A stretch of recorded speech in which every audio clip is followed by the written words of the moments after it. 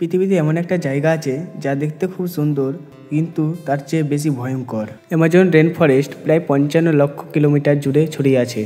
এর পাশাপাশি 9টি দেশ জুড়ে এই সবুজ ঘন জঙ্গল থেকে 20% নেয় এবং ছাগলে, তাই একে আরেক নাম দিয়েছে ফুসফুস। কিন্তু এই জঙ্গলের বাতাসে সবসময় শ্বাস নেওয়া মানে জীবন নয়। এখানে প্রত্যেকটি পদক্ষেপে মৃত্যু চুপি চুপি আসে। প্রতিটি পাতাটির ভিতরে কোনো শিকারী লুকিয়ে থাকতে পারে। আর এই জঙ্গলের প্রত্যেকটা শব্দ ভয়ঙ্কর। এই জঙ্গল শুধু সবুজ গাছ, রঙিন পাখি, বিরল প্রাণীর বাসবাস নয়, এখানে পাওয়া যায় গ্রিন অ্যানাকোন্ডা যা 30 ফুট লম্বা হতে পারে এবং মানুষকে সরাসরি খেতে পারে। জাগুয়ার যা একচিটিভাবে শিকারি খুলি ভাঙতে পারে। পয়জন আর্টফগ যা চামড়া বিষ 10 জনকে হত্যা করতে পারে। বুলেট অ্যান্টস যাদের কামড় যেন আগুন জ্বালা চামড়াদের কেটে দেয়। আর শুধু প্রাণী নয়, কিছু গাছ যেন বিপজ্জনক। কিছু গাছের ছায়ায় বসা মানে মৃত্যুকে ডেকে আনা। কিন্তু সবথেকে বিপজ্জনক জিনিস হলো এই জঙ্গলের অজানা রহস্য। এমন কিছু সত্য যা বিজ্ঞান এখনও বুঝতে পারেনি।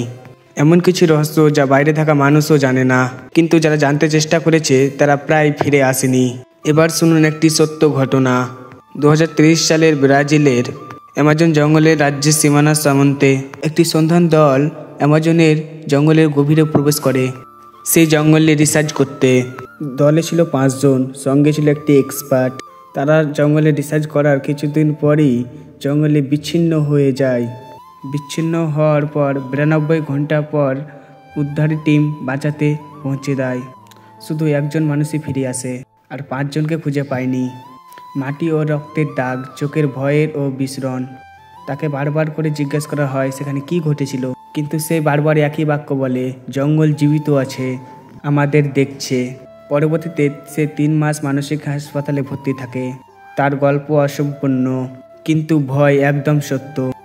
এটি শুধু গল্প নয়, এখানে আজব আজব লোক পাওয়া দেখা যায়।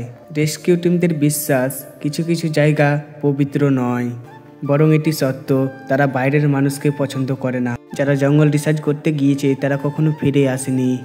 কিছু এলাকায় জিপিএসও কাজ করে না। কম্পাস ঘোরে কিন্তু হঠাৎ সব শান্ত হয়ে যায়, যেন জঙ্গল বলছে এখন তুমি আমার।